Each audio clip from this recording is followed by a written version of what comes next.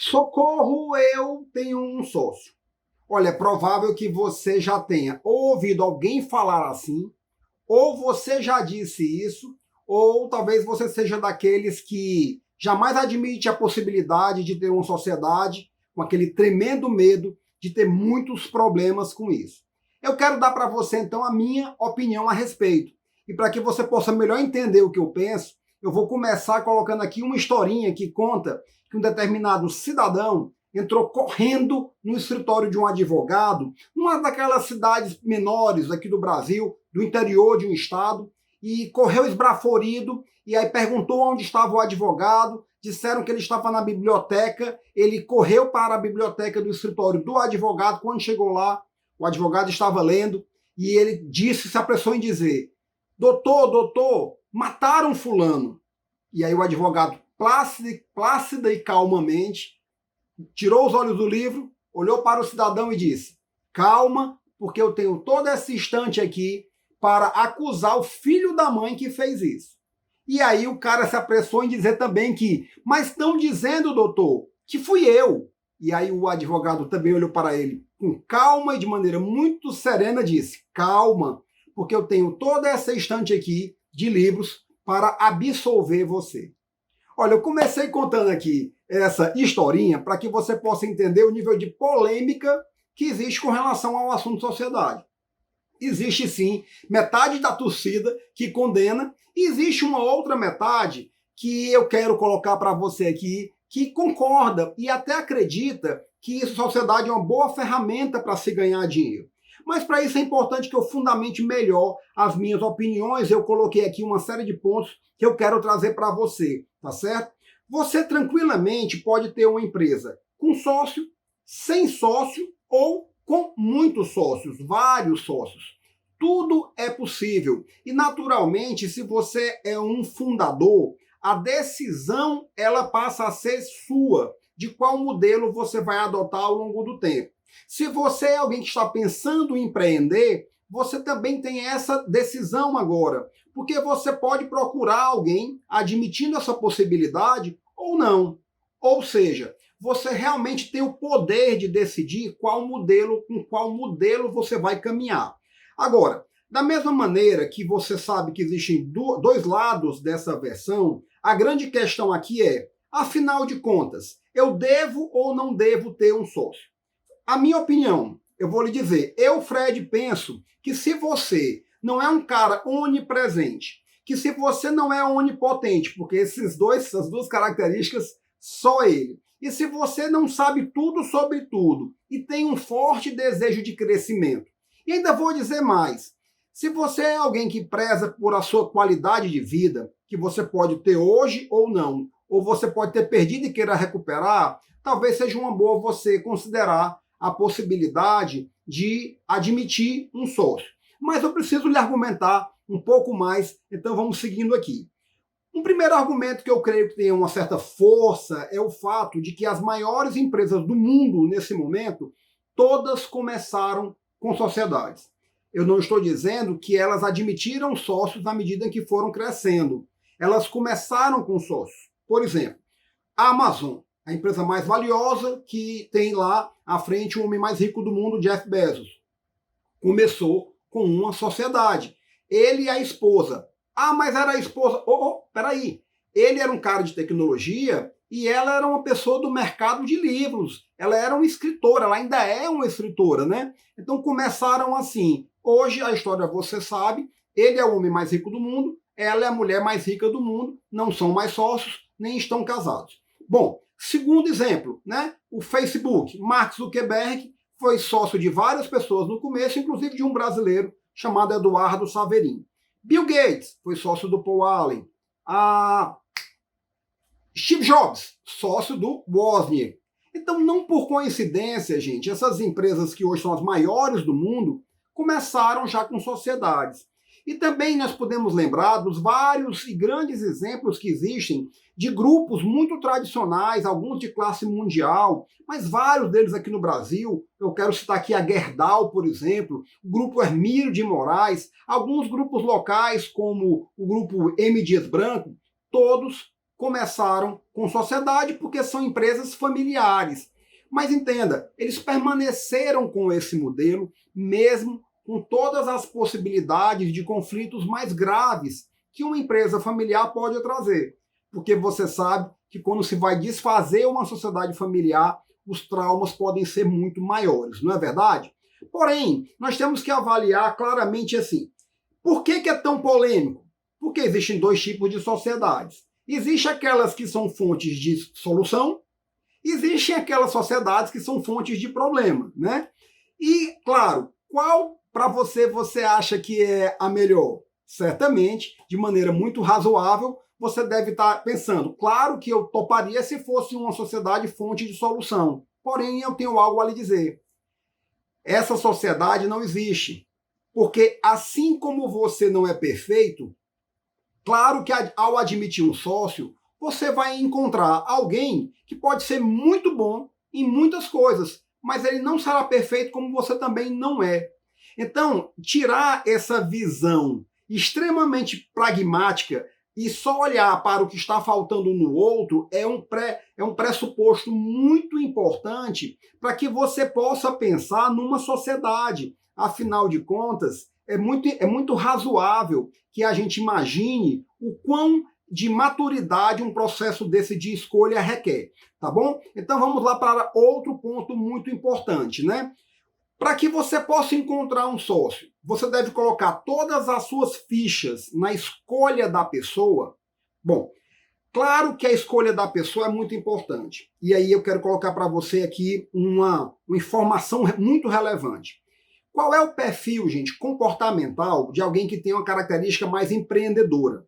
E vamos entender que o empreendedor é aquele que responde pelo ato de abrir o negócio, é aquele cara que gera crescimento, também é o cara que move a empresa para inovação, que é uma forma de ter uma empresa nova a cada dia, né? Esse é o cara com perfil mais empreendedor. E comportamentalmente falando, esse cara é visionário, ele é um realizador, ou seja, é um cara que tem um campo de visão mais amplo, vê muitas alternativas e possibilidades. Ao ser realizador, ele é focado em metas e ele é um cara comandante. É um cara que tem uma atitude mais de comando, né, de impor. E aí é como eu digo, né, o empreendedor é aquele cara muito necessário que vem realmente com um facão na mão, que vem pilotando o trator para que ele possa implantar e inserir uma empresa em qualquer mercado que seja, porque qualquer mercado que você entre hoje, ele já existe e de alguma maneira ele já está abastecido. Salva a possibilidade de você encontrar uma patente que isso imponha enormes barreiras de entrada para uma concorrência, mas isso não tem sido comum nos últimos tempos. As pessoas entram para fazer de maneira melhor aquilo que já é feito. Então você imagina a força que isso requer. Mas quando a gente vai imaginar agora o perfil do empresário, que já não é tão assim como o do empreendedor, mas sim um perfil complementar, ele é um cara que é mais planejador.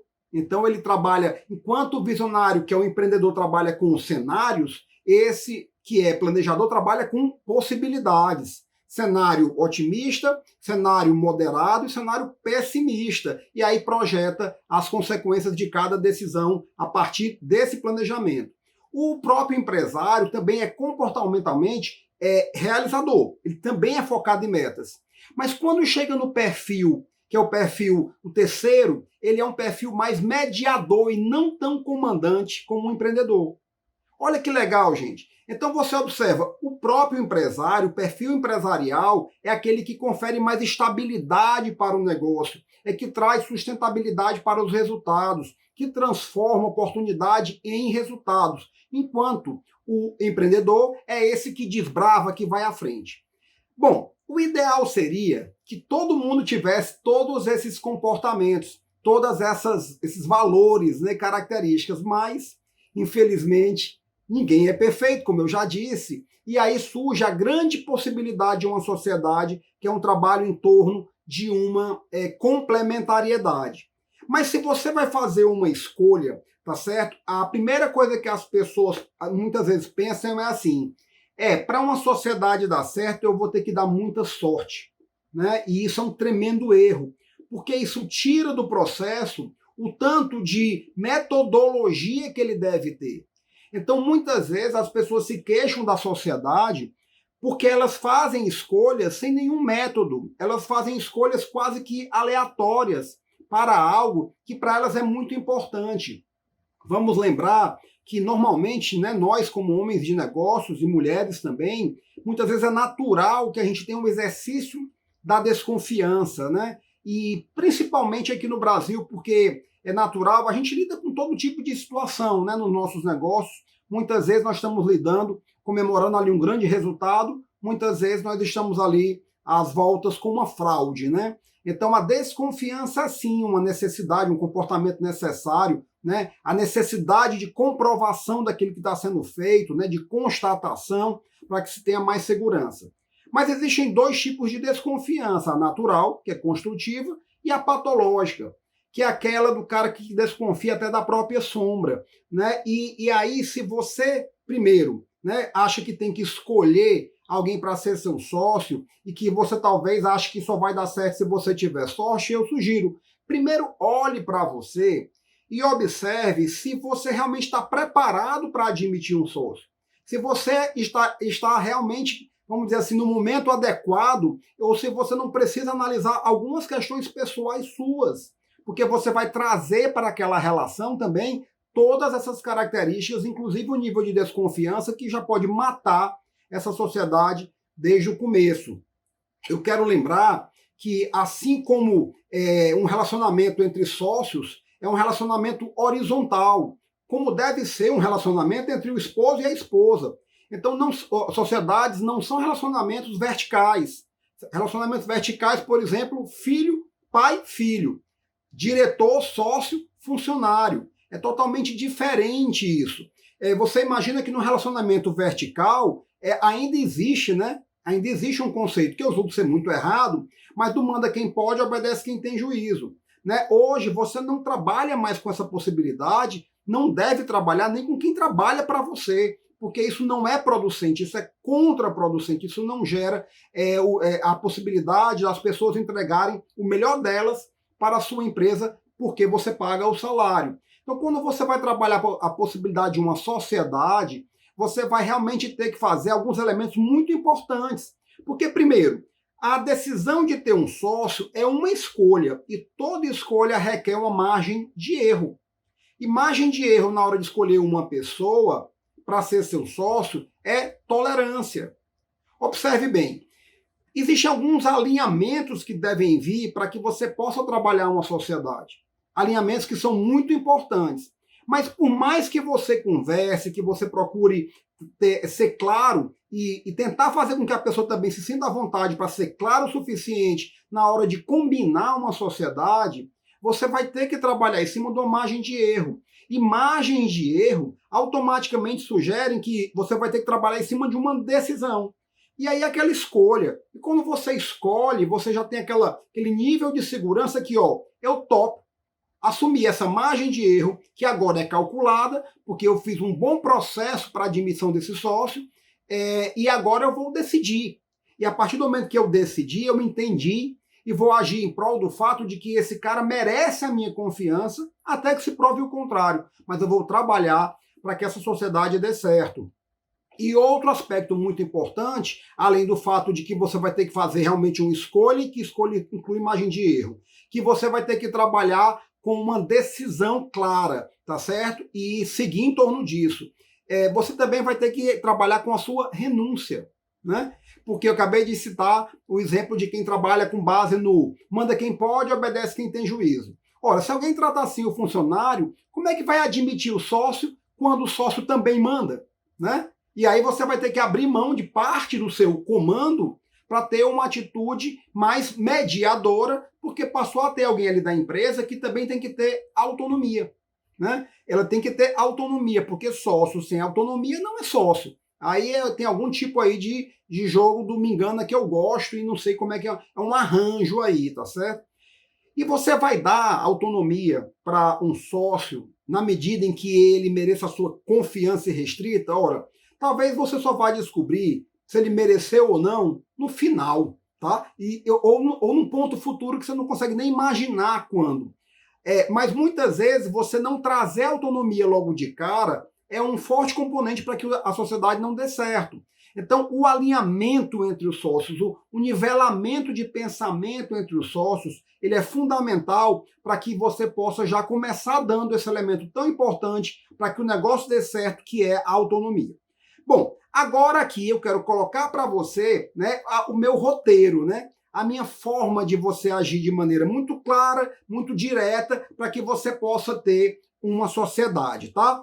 Primeiro, né, para que você possa admitir a possibilidade de ter um sócio, né, sendo você já um empresário, quer trazer um sócio, e se você quer montar um negócio com sociedade, é muito importante que o modelo do negócio, o próprio negócio, tenha um bom potencial, né? Porque se você for trazer alguém para ser seu sócio num negócio que não é bom, né, vai ser uma bronca desde o começo, né? E talvez você não sabe o quanto ele é bom ainda, talvez você não fez aí um planejamento estratégico, não fez um plano de negócio, que é algo muito necessário para você alinhar esse começo de relacionamento numa sociedade. Mas você precisa ter e dar a outra pessoa suficientes argumentos, né, do quanto você está convicto, com os pés no chão, né, e a visão muito clara de que você está à frente de uma oportunidade que tem maiores possibilidades de alcance na medida em que entrar um novo sócio.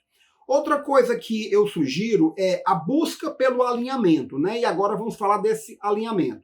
Alinhamento de propósitos. Propósitos têm um alcance muito maior do que simplesmente a questão sobre negócios, né? Alinhar propósitos, gente, é realmente um dia chegar, pegar esse candidato a sócio, seja da onde ele estiver vindo, né? E ir para um restaurante, talvez, e ver, e conversar. De repente ver como é que aquele cara trata um garçom, ver como é que ele trata as pessoas, ver como é que ele atende um telefone quando alguém da família liga, inclusive a esposa, né? Eu daria muita relevância a isso, né? E tentar ter um convívio, né, um pouco mais aprofundado, para que ele traga qualquer elemento minimamente necessário para você saber qual é o propósito. Porém, existe uma forma muito clara também de você avançar nesse assunto, que é perguntar. Perguntar, aquela conversa olhando nos olhos, né? Elencar ali algumas perguntas, 3 ou 4, que possa dar para você uma colocação muito clara de qual é o propósito daquela pessoa e o quanto ela bate com o seu. Porque, gente, olha, eu penso assim, uma conversa desse tipo é uma conversa tão clara, ou é para ser tão clara, como é que eu abriria uma conversa como essa? De uma maneira muito madura, né? Olha, meu amigo, né? Nós estamos aqui para definir uma possibilidade futura, né? Nós somos 2 homens de negócio, homens maduros de negócio, seja qual for até a idade, meu amigo, porque maturidade não tem a ver com idade, hoje não mais, né? Porém, eu quero esclarecer que nós temos que ser aqui suficientemente claros e pragmáticos para que a gente não perca tempo, para que não haja desgastes, para que ninguém tire aquilo que já é seu, ou seja, prejuízo do seu capital que está no bolso ou está no caixa da empresa. Então vamos aqui fazer um alinhamento e tudo, uma conversa, né? Ou seja, essa transparência, eu julgo que seja fundamental. Ela é fundamental para que uma possibilidade de sociedade avance. Depois, é muito importante que você possa fazer, e aí já tem alguns mecanismos mais apurados, aí você pode, aí começa a ideia das assessorias também, para ver se há uma visão de futuro parecida também. E existe também mecanismos hoje que você possa ter a informação de qual é o perfil comportamental empreendedor daquele seu potencial sócio e ver como é que ele se comporta com o seu. Nas minhas mentorias, eu faço questão de fazer isso. Eu não sei, não tenho como trabalhar numa empresa se ela tem sócios, se eu não tiver esse elemento na minha mão. Então, eu começo aplicando um conjunto de assessment, né, de testes, em que eu posso fazer uma leitura muito clara de qual é o perfil comportamental. Eu citei exemplos para você, né? O empreendedor, ele é mais visionário, realizador e comandante. O empresário, ele é mais planejador, realizador e mediador. E claro que se você encontrar pessoas que têm o mesmo perfil, tem 2 possibilidades, né? É natural que com o mesmo perfil, elas queiram ocupar o mesmo espaço ao mesmo tempo. E normalmente, né, a física já diz isso, dois corpos não podem ocupar o mesmo espaço ao mesmo tempo e nem a ação, né, de comando, a ação de liderança não faz sentido, né, e é uma situação geradora de conflitos. E por fim, você tem que aferir o nível de complementariedade que existe do ponto de vista comportamental, como eu falei, mas também o nível de complementariedade de conhecimentos e de habilidades. E eu creio que muitas vezes a primeira coisa que você vê, que você procura ver no potencial sócio, é isso, né? É isso. Porque você não vai trazer mais do mesmo, né? Então, no fundo, pegando aqui um exemplo clássico ali do grupo 3G, né, do Jorge Paulo Lemann, do Beto Sicupiri e o Marcel Telles, é alguém que tenha um sonho grande, parecido com o seu, né, que olhe para a empresa, para o futuro, que olhe para a sua família, que olhe para a sua vida de uma forma parecida com a sua, que tem aspirações parecidas com a sua. Essa seria uma forma bem interessante de começar uma sociedade que, como na vida nada é garantido, mas as margens de sucesso passam a ser bem maiores do que as margens de erro, como eu falei, né? Segundo, é necessário que você tenha algumas informações técnicas. Você tem que saber quanto vale o seu negócio. Você tem que ter um valuation. E aí começa um papel de um contador ou de um assessor financeiro e também de um bom advogado. Porque depois que houver uma série de conversas, as coisas têm que ir naturalmente para o papel. Quanto mais esse papel, que eu vou nominar para você qual é o termo, tá? Contrato social e outro. Quanto mais informações tiver, e quanto mais aquilo ali te traduzir as conversas que aconteceram, menos você vai demandar de bom senso, né?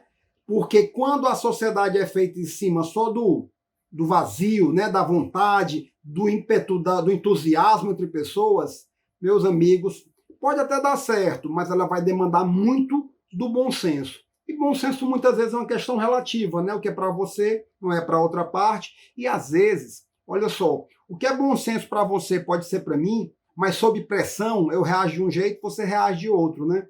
E sob pressão, pessoas que não têm esse preparo, essa proteção que eu vou citar para você, elas ficam com aquela sociedade em risco. Eu estou falando de um pacto de acionistas, um documento assinado prevendo várias possibilidades. Isso não precisa ser contrato social. Um contrato social também é um instrumento muito importante e eu creio que você já deva ter passado dessa fase, né, de simplesmente ao montar um negócio, pedir para alguém, um contador, no caso, pegar um contrato padrão, né? Porque isso é começar muito mal, é começar muito errado. E com a sociedade, então, ainda mais, né? Então, um pacto de acionistas. Por que eu estou colocando isso para você? Uma sociedade é uma coisa viva. Ela é viva como você é, ela é viva como a outra parte é, e tudo que é vivo vai mudando com o tempo, né? E com as circunstâncias. E tem coisas que fazem parte mudar e que cabe a cada um se adaptar. Mas tem coisas que são inegociáveis. Por exemplo, né? Se você é casado, tem um filho, tá? E é sócio de alguém e ele tem 6 filhos.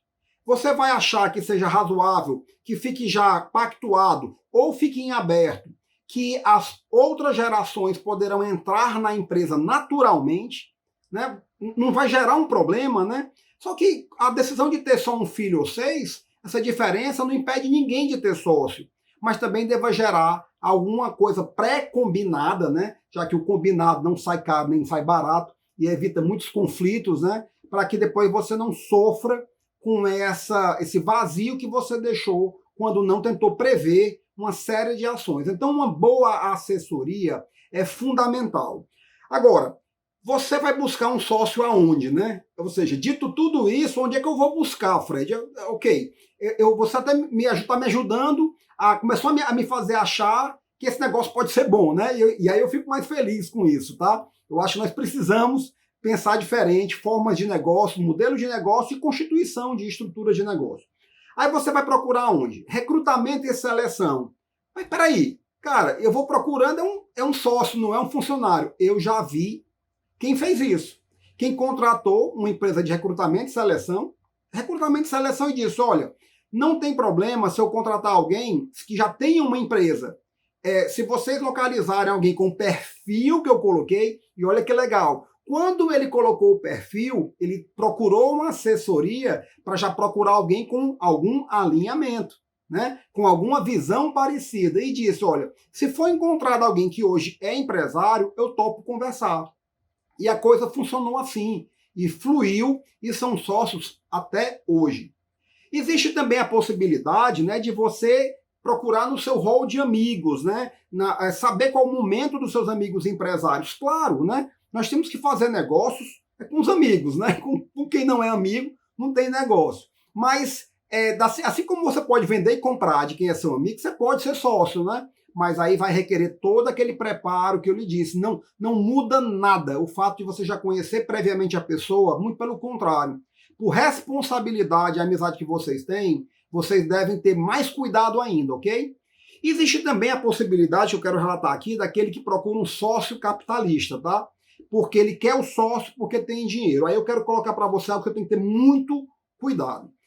Se você está querendo, se você precisa de capital, tá certo? E está vendo na possibilidade de um sócio capitalista, a forma de aportar recursos na sua empresa, eu diria assim, olha, que tal primeiro procurar um fundo de investimentos, se o seu negócio tiver tamanho para isso? Que tal também procurar um próprio banco, porque os juros estão muito baixos agora?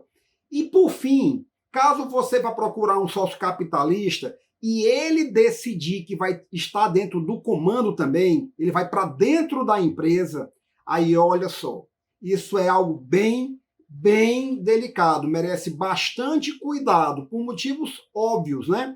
O perfil de quem está entrando com o dinheiro pode ser aquele de se tornar um cobrador de resultados e não tanto um promovedor de resultados. E, naturalmente, se você espera alguém que vai colocar o recurso e vai colocar força, inteligência, competências, habilidades e atitudes também dentro do negócio, você realmente vai precisar alinhar bastante isso para que não seja uma situação de risco, tá? Então, olha só, dito tudo isso, né, e agora eu espero que você realmente possa agora entender o que eu vou dizer. Se você está procurando um sócio e entendeu assim, puxa, mas recrutar e selecionar acontece, eu já vi, funcionou. Eu procurar entre amigos, eu procurar um fundo de investimento, agora eu vou colocar para você uma informação muito importante. Você precisa dar uma olhada numa coisa chamada partnerships. E aí eu estou falando da possibilidade de você criar um modelo que você possa admitir seu funcionário, seu colaborador, o seu gestor como sócio. Eita, Fred, agora você foi longe demais. Olha, nem tanto. Calma, né? Você já me ouviu até agora, então vamos seguir aqui, tá? Bom, um dia, um banco americano criou esse modelo, né? Na realidade, não, ele adotou o Goldman Sachs. E esse banco tinha relacionamento com outro banco no Brasil, porque esse banco tinha um dono, 3 donos, que eram fuçadores no mundo todo de como melhorar o seu negócio. Então o Banco Garantia, do Jorge Paulo Lemann, né, do trio, foi lá e copiou o modelo do Goldman Sachs e trouxe para o Brasil o modelo de partnership, ou seja, de adoção de sócios por meritocracia de resultados. Olha, eu não preciso do seu dinheiro, eu quero a sua competência, eu quero o seu comprometimento, e eu vou te viabilizar essa entrada no capital da empresa mediante algumas coisas pré-combinadas. E aí, isso foi para o grupo 3G, né, que hoje é um dos maiores, aí, um grande player mundial na área de cerveja, alimentação, e depois chegou, por exemplo, na XP, que é um caso bem mais atual e que está voando e que não tinha como ter o tamanho que tem se não tivesse adotado esse modelo.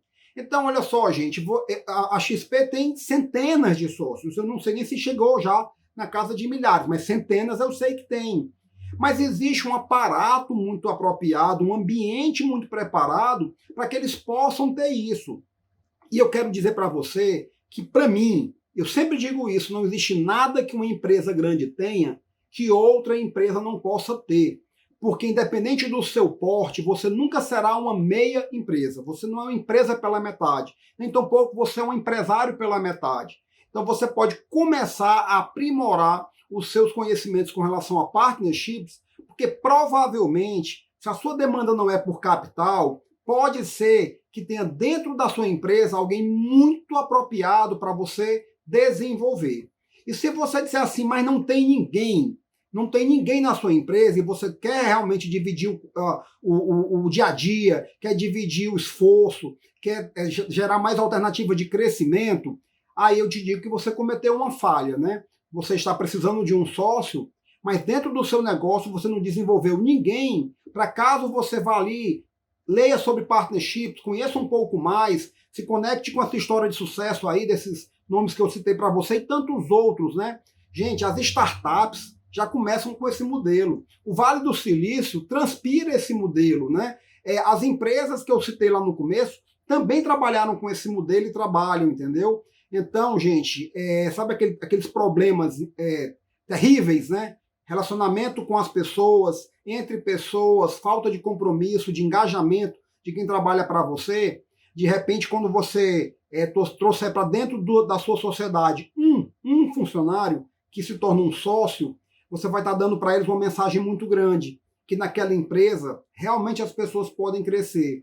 E muito provavelmente, quando você trouxer essa pessoa, esse 1 mais 1 vai dar muito mais do que 2. E aí você dividiu para multiplicar, né? Você trouxe alguém para fazer com que a sua empresa seja maior do que ela era antes. Para vocês terem ideia, nas primeiras rodadas em que o Grupo XP adotou sócios, né? Logo no começo, ele entregou assim a possibilidade com participações expressivas, né? De 3, 4, 5%. Olha, porque 5% do que eles eram já era muita coisa, né? Mas logo no começo foram maiores.